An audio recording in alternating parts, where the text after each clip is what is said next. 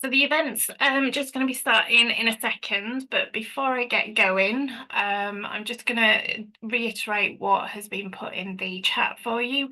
Any questions, if I can just ask you to put in the Q&A box for us, and we'll have an opportunity to be able to discuss any questions at the end. If you are having any technical issues at all, if you can just send a private message to the host and they'll try and help you out. Okay. So thank you very much, everybody, for coming to attend this evening, and I appreciate that you're taking time out of your busy schedules in order to be able to come and have a chat.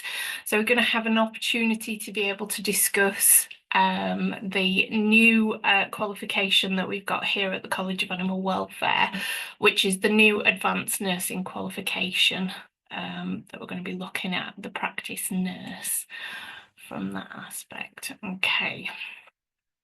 So I'm hoping everybody is in and can hear me okay.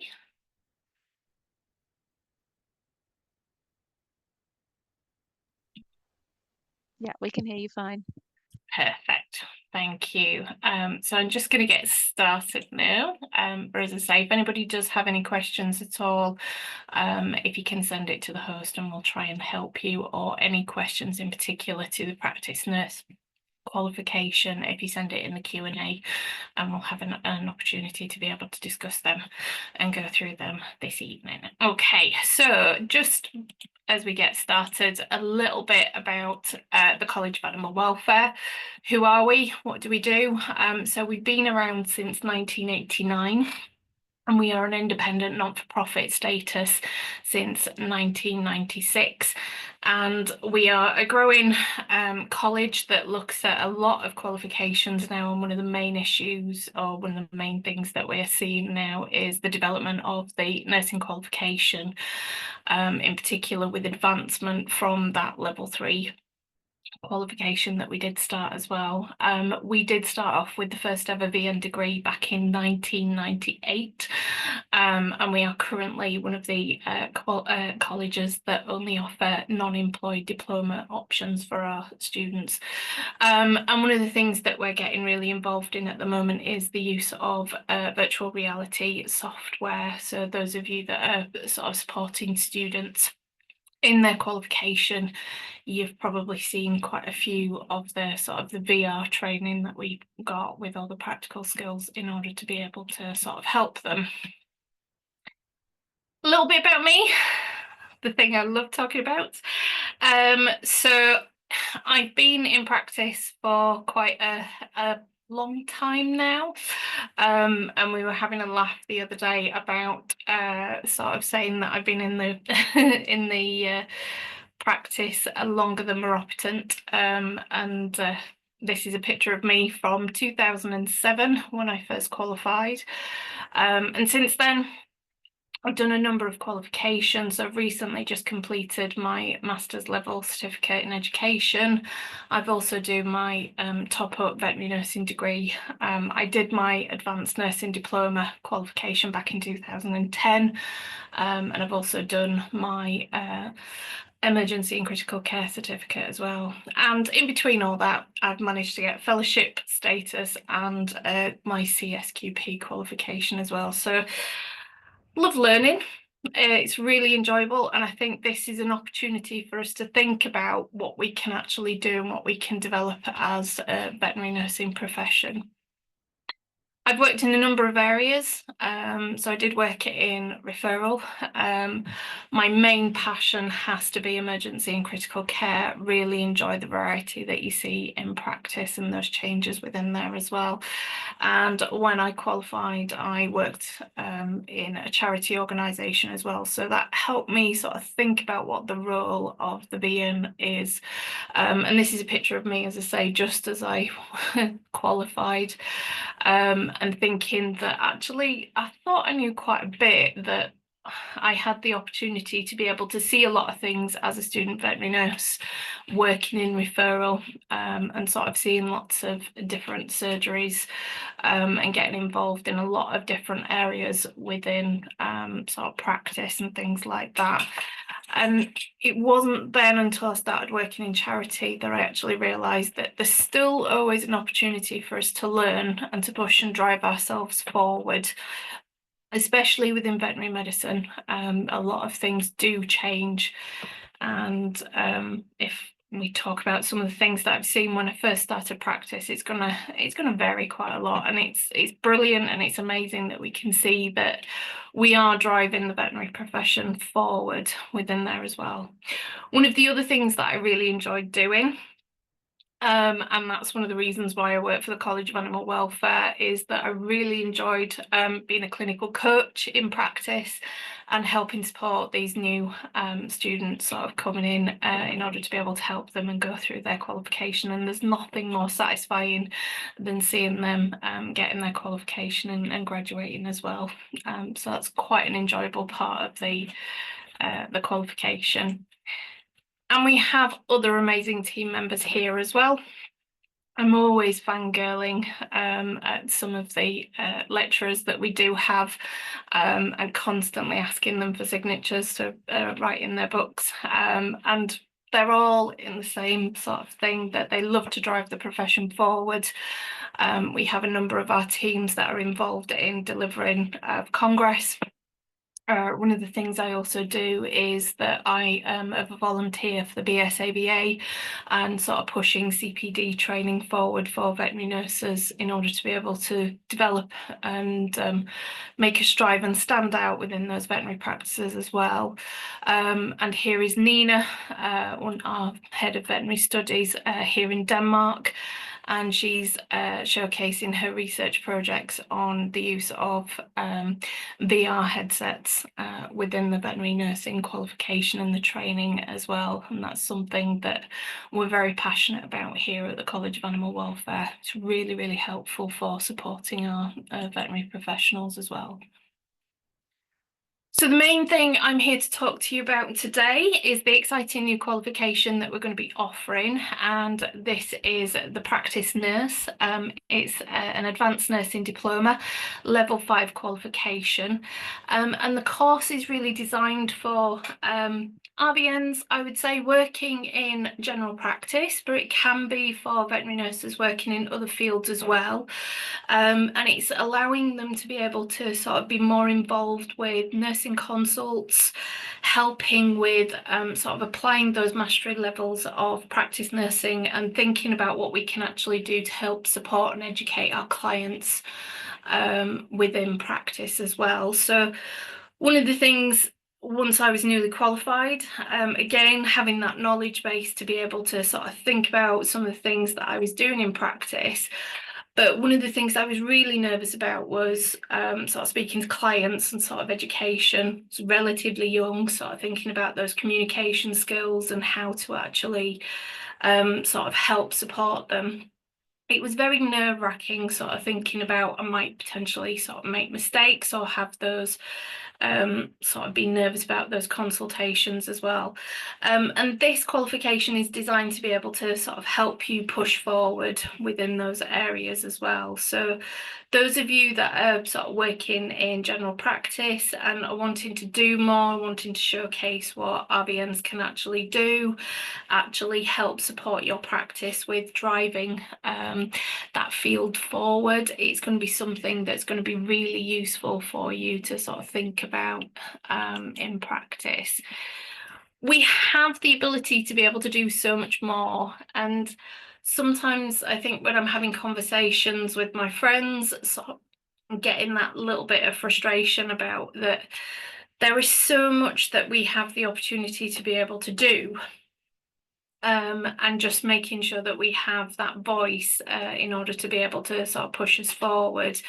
There's loads of advances now, and it's a very exciting time for the veterinary nursing sort of profession, sort of thinking about things like district nursing, being able to sort of help with sort of coaching, mentoring, structuring appraisals, and sort of being able to help and support your team, thinking about welfare considerations for your team as well, so supporting them, and also making sure that clients in practice actually know what we have the ability to be able to do.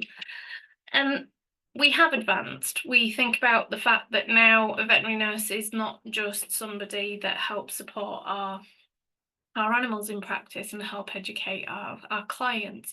We can sort of drive forward. There's a lot of nurses that I speak to nowadays that are completing studies, they're doing research, they're speaking at different congresses, and they're putting together loads of things to be able to push them forward and help with sort of showing that we're not just somebody that's in practice and cleaning a kennel, and sort of cuddling the animals. We can do so much more, and this is, I think it's really important for us to think about with those kind of things.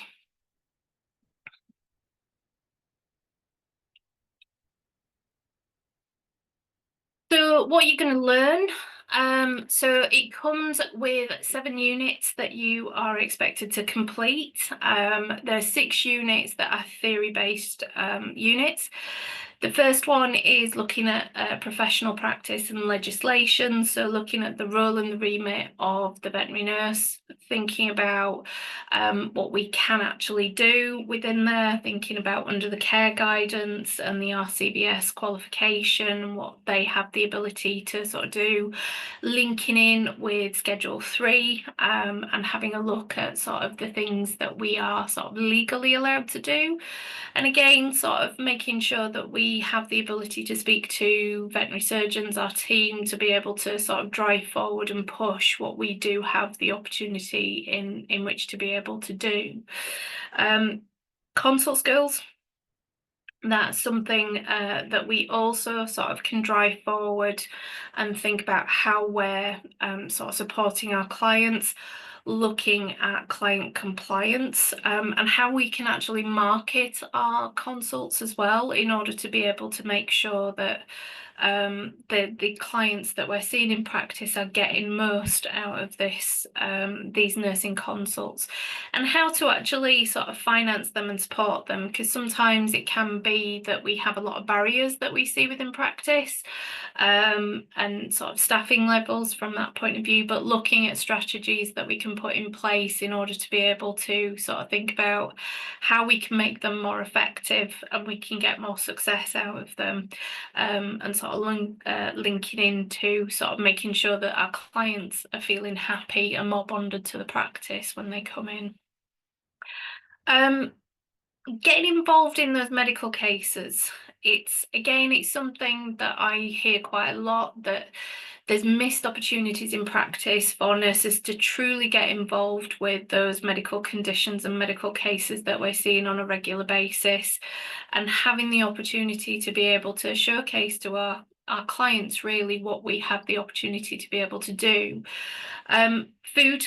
I love food. I love clinical nutrition. So having the opportunity to be able to sort of think about what we can support our clients with and helping them sort of be able to sort of better support their animals when they come in practice, and offering them a range of varying diets that are available for our patients that are coming in order to be able to sort of have a look in there, and supporting a number of those medical cases as well. So is this something that we're seeing in practice, that we have the opportunity to be able to take some of those cases potentially in a synergistic way and support the vets, rather than them taking the heavy workload, that we have an opportunity to be able to say, actually, this is something that we have the ability to do, that we can have these conversations and say, this is how I'm going to support you. We've got a patient here that's suffering with chronic osteoarthritis.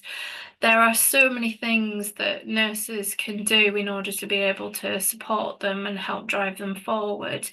Thinking about sort of pain clinics, quality of life scaling, and sort of dealing with sort of potential end of life care as well, oncology patients, that we can really sort of get involved with those kind of things.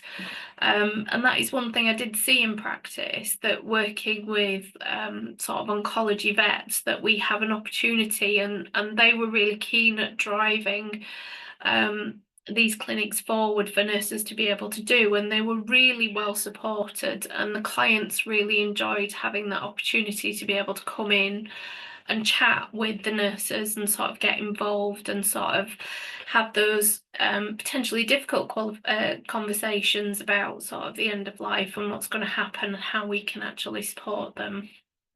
We can also look at sort of driving sort of other clinics forward. So again, sort of renal cases that we see quite a lot, hypothyroidism, diabetes that we see on a regular basis.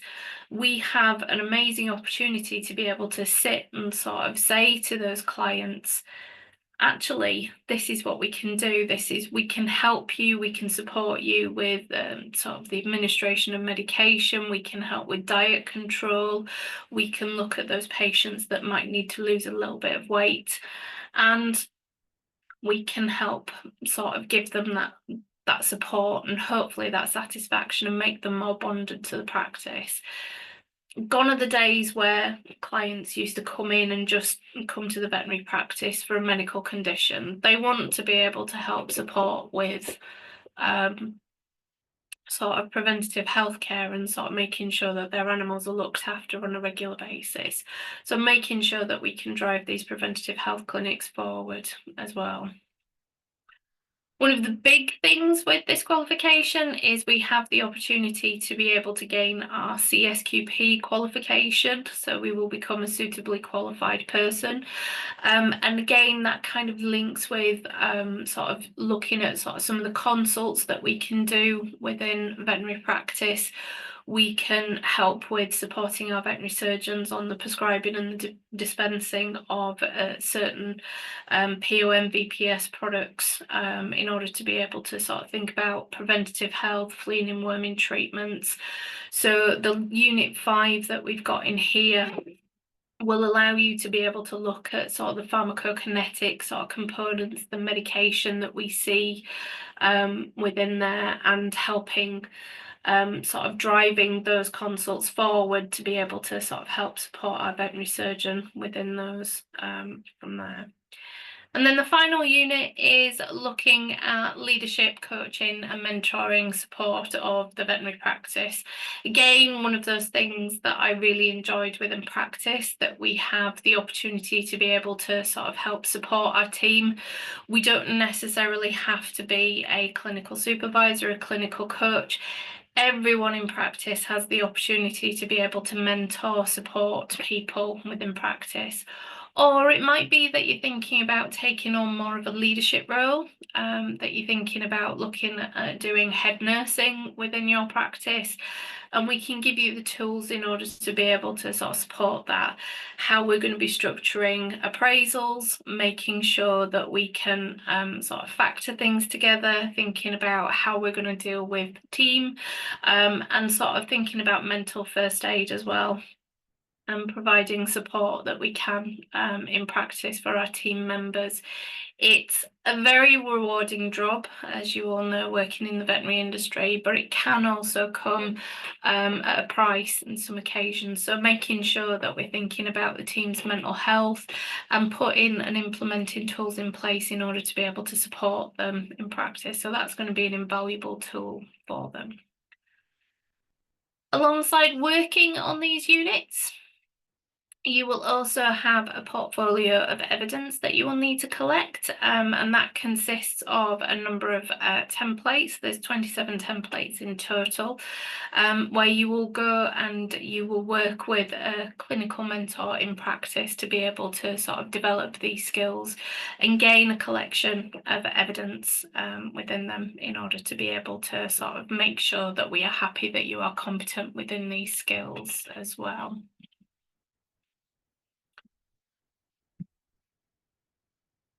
Where and how will you learn? This is one of the things that we, the college, had to think about, how we can make this suitable for people. And again, having conversations with people that work in practice and thinking about my own additional studies that I've completed as well, we wanted to be able to offer something that allowed you to be able to work at your own pace, and also try and limit the amount of disruptions that you're going to have within practice. We know that it can sometimes be really busy, and sort of coming in and sort of having to attend sort of a number of sessions, it can sometimes be a little bit tricky, sort of thinking about the staffing and those kind of things. So we've created a qualification which allows you to be able to learn at your own pace. And essentially, you can start on the unit of your choice, and you're aiming to complete each unit in a 2-month sort of period. So it gives you the opportunity to really sort of have a look at the resources. It's completement of online learning that you will do, and you're aiming to complete about 5 hours sort of a week on the online learning. And there are a number of interactive sessions that you can complete, the opportunity for you to do your own independent research and study on a number of sections, and you will also have the opportunity to be able to do some formative quizzes as well. So each of the unit will have a little formative quiz at the end in order to be able to sort of consolidate your learning and thinking about preparing for the final assessments that you will have as well. We also wanted to offer the opportunity for you to come in and sort of have that opportunity to be able to chat with our team members as well. So you have that additional support, and we are offering monthly classroom sessions, and each of those sessions will vary sort of depending on month by month sort of program to be able to look at, and the sessions that we've got sort of coming up over the sort of the next 12 months are looking at things like raw feeding and considerations for what you might have in practice, looking at sort of the prescribing rule and administration of medications, and being able to gain informed consent when making those decisions in prescribing medication. We're looking at doing a nice little webinar session on mental health first aid and supporting the veterinary team within practice. And we're also looking as well at having those conversations about completing appraisals sort of and helping support staff training. So if you are involved in clinical coaching, clinical supervising, that you'll have that opportunity to be able to think about how we can better support our teams within practice. Or you might be supporting different team members in sort of additional support, so like your receptionists, helping them, and your veterinary care assistants as well, and mentoring them throughout their qualifications and their training that you have a look at to be able to sort of link in.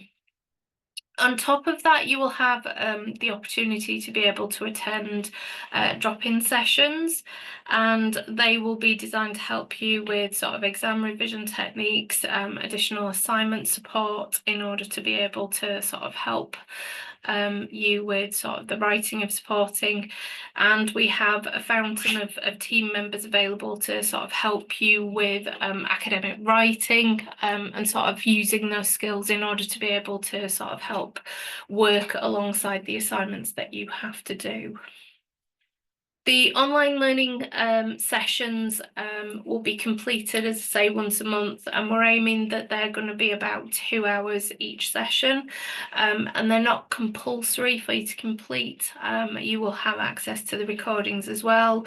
So if you do have a busy sort of day in practice, it gives you the opportunity to be able to sort of catch them and review them within your own time as well.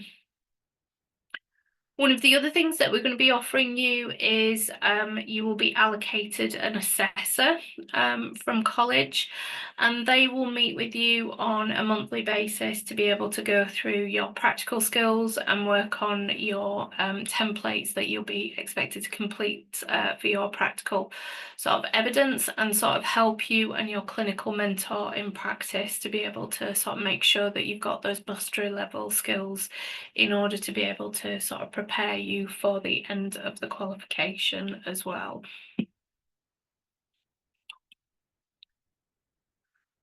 One of the main questions that we do get asked with regards to that is, do we actually need a clinical sort of assessor within practice?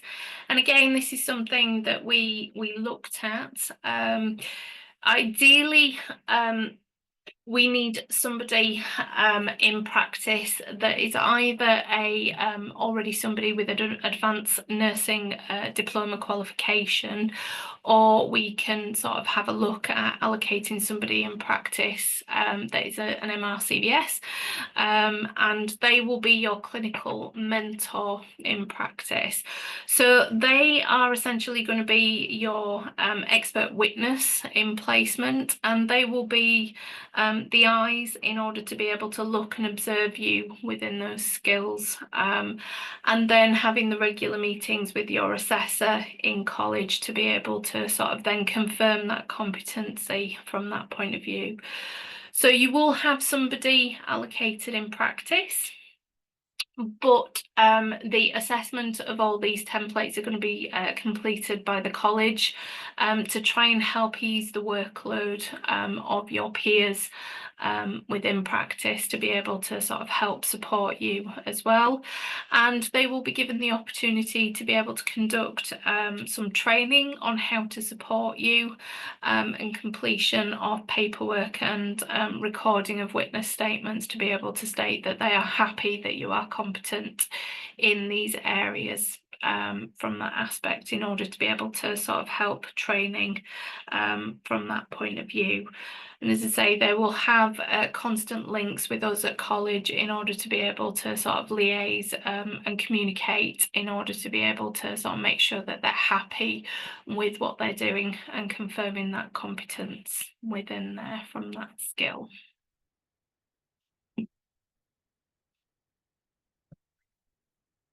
The aim of the practical skills is that you're going to be working alongside your clinical mentor, but you will also be offered the opportunity to be able to come and attend college to be able to complete the practical skills. We wanted to try and limit this because, again, thinking about travel, from that aspect. So a lot of the sort of practical skills will be done sort of remotely through the virtual online sessions, where we have the opportunity to be able to speak to you and sort of communicate in order to be able to prepare you for your practical assessments at the end of the course. The qualification offers exams, the practical exams, 4 times a year, and they are from January, April, July and December, and you will have the opportunity to be able to come and attend a practical mock before you come in for the actual practical assessment, and you will have the opportunity to be able to conduct some of the practical assessments. The practical assessments consist of a number of skills, such as completing blood pressures, completing urinalysis, performing Schirmer tear tests within practice, conducting sort of clinical assessments and examinations on companion animal practices from that aspect. At the moment, we are currently offering these to be done down in our Huntingdon branch in Cambridgeshire, and that's at the moment where the exams are normally completed. We are currently liaising with the awarding body to be able to get approval for the centre over in Leeds. So for those of you that are sort of north of the UK, you'll be hopefully be able to have the opportunity to come and attend the Leeds centre in order to be able to sort of help with conducting those practical assessments as well. Yeah, and hopefully they're not too scary from that point of view.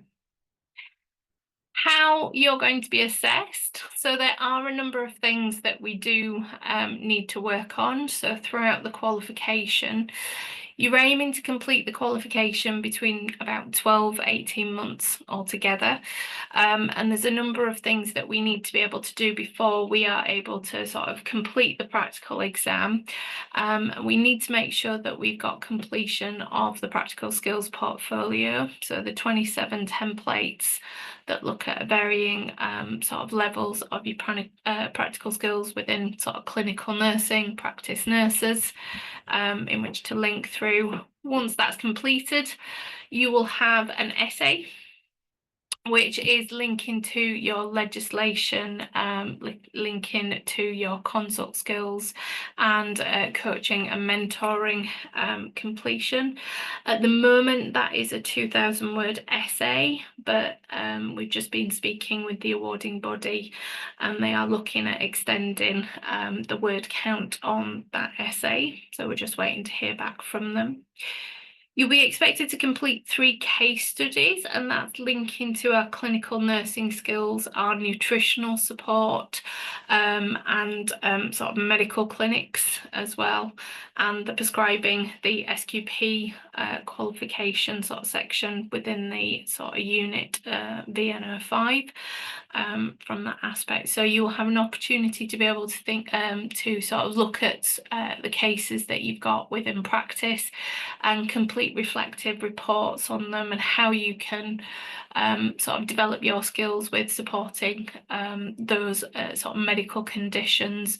So you have the opportunity to be able to sort of link it to a number of patients that you're going to be seeing in practice. So supporting diabetic clients and their patients, for example, or patients with obesity and supporting them for weight clinics in order to be able to sort of help them, or looking at cardiac clinics as well and sort of thinking about the nutritional support that these patients have and how we can sort of better provide that care for them and help with aiding client compliance within there as well.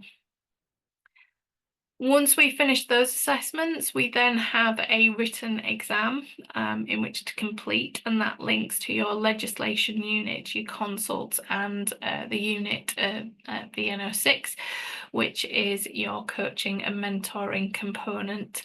The exam assessment is 2.5 hours long, and again, we've just been having some sort of communications with the awarding body recently. They have increased the time on that exam, so it is now 2.5 hours long, in order to be able to sort of help with supporting. The exam comprises of a number of short answer and long answer essay questions for you to complete, and you can either sort of complete them attending in one of the college, or you can complete the exam assessments remotely as well, and we'll be able to support you with how to set up your software to be able to sort of apply for the exam and sit that remotely as well. And then once that's completed, we've got a practical exam for you to conduct as well. And that is around an hour long. And it's a long case scenario which consists of 45 minutes, which looks at your Unit 7 skills, which is your practical element. So essentially, you will be conducting a nurse consult for a client that you might see in practice, and then that is closely followed by a 15-minute professional discussion that you will be sort of expected to complete as well.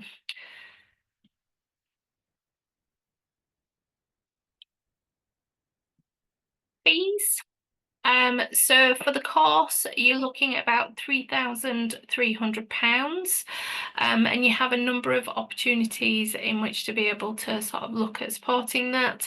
You can pay annually, or you have the opportunity to be able to pay as you learn as well, which equates to £275 a month. There are some additional sort of awarding body fees, which looks at the enrolment of the qualification, the exam fees at the end, which comes up to a total of £929.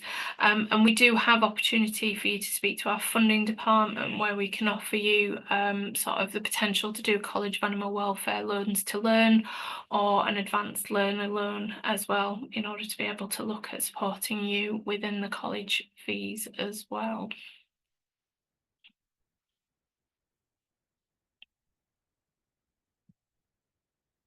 And that is my presentation. I think I've managed to do it in time, so I'm hoping now that we'll have an opportunity to sort of ask any questions. I hope that was useful. Hi, Louise. Yes, it was very useful. Thank you. And really Excellent. interesting.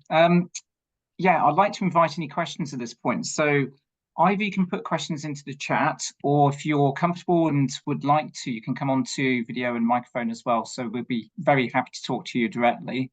But otherwise, questions in the chat would be great. So yeah, just invite any questions at this point, if that's okay. I've also put my email address on here as well, so if anybody wants the opportunity to sort of answer or ask any additional sort of questions as well afterwards, you're more than welcome to, and I'm more than happy to organise a one-to-one meeting with anybody that wants to sort of ask any questions. Perfect. So there's a couple of questions coming in. Do you become a fully qualified SQP after completing the course? Yes, you do. Yeah, it will be a companion animal CSQP that you will get afterwards. Okay, perfect. Similar question to that. So if you already have an SQP qualification, yeah, so what happens in that case? So I guess it's about exemptions, isn't it, Louise? And I'm not sure if there are for this qualification. Do you know if there are at all? Was that something we need to check Not that with the I'm awarding aware body? of, no. It's probably something I have mentioned it to the awarding body, and we have been having a bit of a discussion today about it actually. But as I'm aware, there isn't any sort of exemptions with regards to the CSQP, because there's going to be a number of the units that are linked to, and the professional discussion is linked to the CSQP sort of component. But I can certainly find out. So if anybody wants to email me directly with regards to that, I can certainly find out, and I can communicate and have a conversation with people. But as far Perfect. as I'm aware, no, unfortunately. Yeah, my understanding is the same as that, but definitely something we can check. Yeah. Next question is in terms of what are the entry requirements? Basically, you have to be an RVN.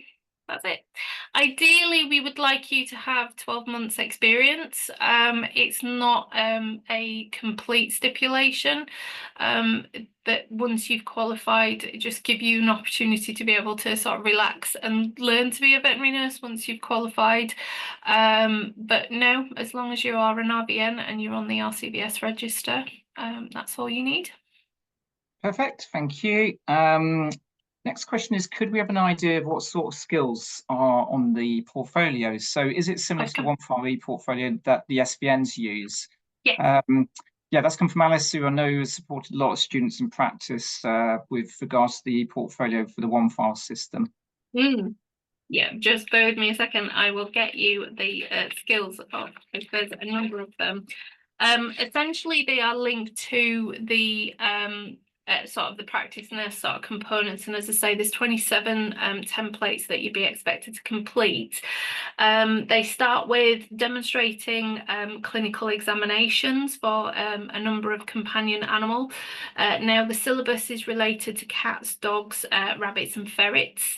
And you'll be expected to complete a minimum of 2 species within the sort of practical skills. Look at obtaining detailed clinical histories, including sort of helping support with preventative health strategies. So if you're dealing with preventative health consults, that's going to be really useful for you to be able to complete. Demonstrating and planning effective nursing consults, and looking at the management of sort of biosecurity within the consult room as well, sort of infection control. Looking at completing effective nursing consults, so sort of helping support with sort of a number of cases as well as within there. It will also look at completing dressings, wound management, wound care that you'll be doing, and providing advice to owners within sort of wound management, sort of lots of chronic cases that you might see in practice. A lot of it is linked to sort of nutritional assessments. So being able to support clients within a varying number of medical sort of cases, completing body condition scoring, and being able to obtain sort of nutritional history from clients as well, and helping support them within developing nutritional plans for patients with a number of medical conditions that you will see. Mainly want them to be able to complete obesity consultations, because I think that's something that we can certainly drive forward from an RVM point of view. Supporting them with maintenance wellness sort of diets as well, and looking at diet compliance. So again, that's something I saw quite a lot in practice with weight management, trying to get them to come back from the consults. Thinking about the A&P and how it actually links to the support that we actually need from nutritional care. So looking at body disease processes and how their nutritional needs will change. Looking at how helping with district nursing, and sort of looking at the strategies that we can put in place to be able to sort of support and drive those through. You'll be expected to complete a number of lab skills. There's a number of them that are linked to your day one competencies as an RVN, but there are some additional sort of lab assessments that you'll be expected to complete, such as performing Schirmer tear testing, demonstrating the ability to be able to obtain fecal samples and perform visual assessments, demonstrating effective non-invasive blood pressure monitoring within those patients. So again, if you've got those renal sort of cases that are coming in, you'll have an opportunity to be able to sort of support them and helping the vet with obtaining blood pressure monitoring of those patients. And then the final bit is linked to sort of your CSQP sort of qualification. So you'll be expected to look at sort of communicating with your clients within sort of administration, and sort of giving those opportunities to be able to sort of prescribe, and the decision making that goes through with obtaining a number of medications that you can do as a CSQP, and sort of working through the sort of legal frameworks and linking to the code of practice by the VMD. And as well, there's lots, isn't there? Look at selecting appropriate prescriptions for a range of conditions, and helping the owners with support for administering those medications as well. Looking at adverse reactions within medications and how to report them to the VMD as well. And sort of then thinking about your sort of final unit, which is sort of aiding and supporting team members within additional qualifications. So if you do have student veterinary nurses, you can help support them effectively with sort of the supervision, the roles that they have, sort of observing of day one skills and day one competencies that you see within the veterinary practice, and thinking about your teaching skills that you've got for student veterinary nurses, your veterinary care assistants, and sort of your new staff that are coming as well. So it'll give you an opportunity to be able to think about maybe changing your standard operating procedures, your training regulations, and your checklists that you've got in practice. So there's a number of skills that you're going to be helping develop throughout the course of the qualification. Sounds very varied. Yeah, A definitely. really comprehensive answer. So thanks for that, Louise. That's really No worries. helpful. Next question I got, and this looks like the last one at this moment in time. So in terms of challenges which they may face with regards to registered VNs who have advanced VN qualifications, so would they be at a disadvantage if they had a vet MRCVS as their mentor? No. We and again, that's one of the sort of conversations that we had when we were setting up the qualification. That's one of the reasons why we decided to go with the fact that your assessor will be somebody from college. So even if you have a vet, they will be able to sort of help support you within those skills, but they're not going to be the one that is confirming competency within there. What they will be doing is completing witness statements. So they'll be observing you doing the skills, and then they will be having conversations with us on a regular basis. That might be via email, via Teams, sort of having these virtual conversations sort of once a month for them to be able to sort of go through what they have actually seen and witnessed you completing these skills, and then we as the sort of college will actually confirm that competency for you. So it won't actually be your mentor that does that within practice, it will be us in college, and they will get training, they will get access to sort of additional support to help them with what we would be expecting as an assessor that you would be able to complete as well, from that point of view. If you do have an RVN that has completed an additional qualification, so it might be that you've got an RVN in practice that has maybe done up the top up degree, then they can also be considered as a clinical mentor as well, or there are other additional sort of advanced nursing qualifications that we can sort of use as well to be able to sort of have them as a as a clinical mentor from that point of view. It's just that we can't accept anybody with a level 3 sort of qualification as a clinical mentor. They have to have a level 5 or above in order to be able to support you, because that's what the qualification is going to be at. So we need to make sure that they're on the same level. Yeah, great. And had you seen the next question, by the way, because you've answered it's about expert witnesses. So Sidekick. yeah, brilliant. So that's answered that one as well. Just check and see next questions that have come in. How often should we be working with our mentor in practice? There's no stipulations, but I would like to say that I would want a minimum of about 3 hours or so, sort of very similar to the sort of the nursing qualification. They're going to be the ones that are witnessing you, so they have to feel comfortable that they have observed you in order for you to be able to sort of get those skills from that aspect. So you might not necessarily be working with them on a day-to-day basis, but at least having an opportunity to be able to speak to them and get them to actually witness you completing these skills as well. Great, thank you very much. Next question is, what is the application process for the course? All you need to do is there's an application process online, so you can apply online, and then that will give us an opportunity to be able to have begrudge using the word interview, but it will have as an opportunity to be able to have a chat, to be able to discuss the course in more detail, and have a conversation about who you might be able to sort of allocate as your mentor in practice. Again, just go through the course in a little bit more detail, just to be able to make sure that it's the right course for you, to be able to sort of link in. The application process is relatively quick from that aspect, so normally once we've had that and you're happy, you wanting to start, it'd be a couple of weeks, and as I say, you can start at any time.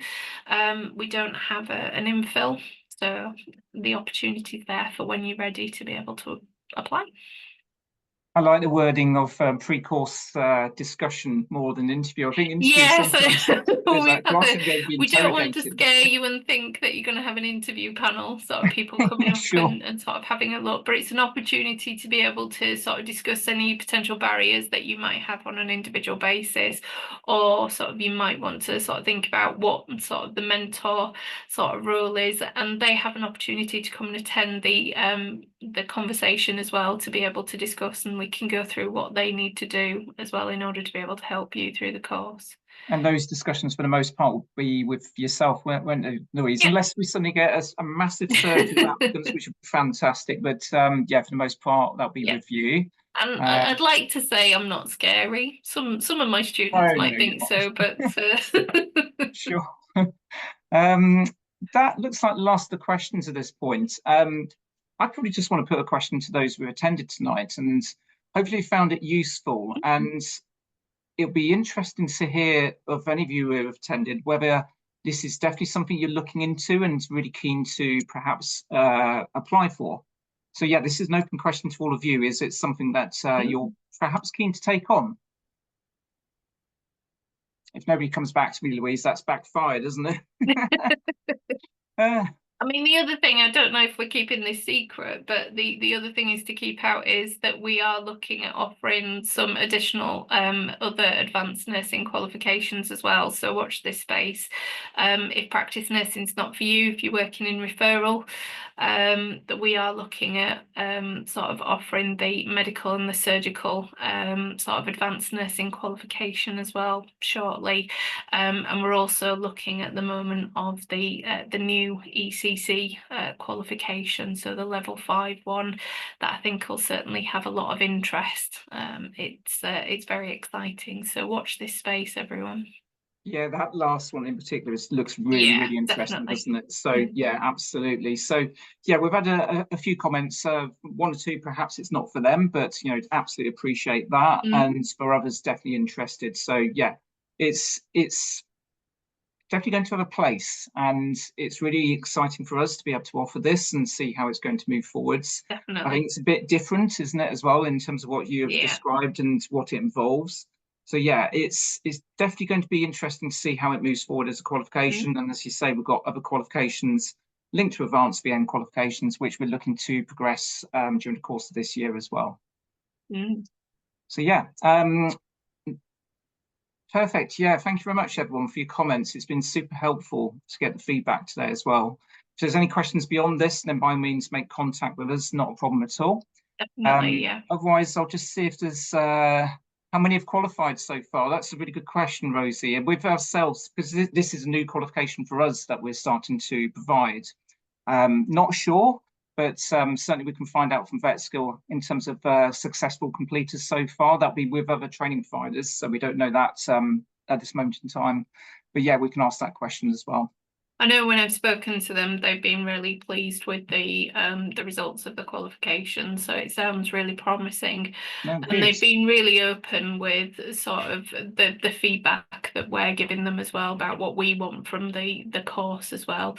And that's one of the reasons why I mentioned that the assessments have changed quite recently, and that's based on the feedback that we've given them as colleges. So they're quite receptive to feedback and changes, which is very positive, I think. Okay, perfect. I had another question just come in just at this moment. I just want to make sure I understand it correctly. So would we need to use VetSkill during the course? So it's accredited by VetSkill. So in terms of their assessments, essentially. Yeah. Yeah, so yes, we'll be using VetSkill during the course. Yeah, comments, it sounds like a fantastic course, and I agree with that as well. Yeah, it sounds really interesting. Okay, I'll just allow just for any final questions, otherwise you can leave. So we'll leave this open just for a couple minutes or so, but otherwise, yes, the session's been recorded. Any questions which you may have afterwards, please do make contact with us. Otherwise, yeah, really, really welcome your input tonight, and glad you can join us. And thank you very much for taking the time out of your busy schedules as well for coming in to attend. I know you don't get much precious time in veterinary practice, so it's really nice that you've all managed to come. So thank you very much for that. Absolutely. Thank you.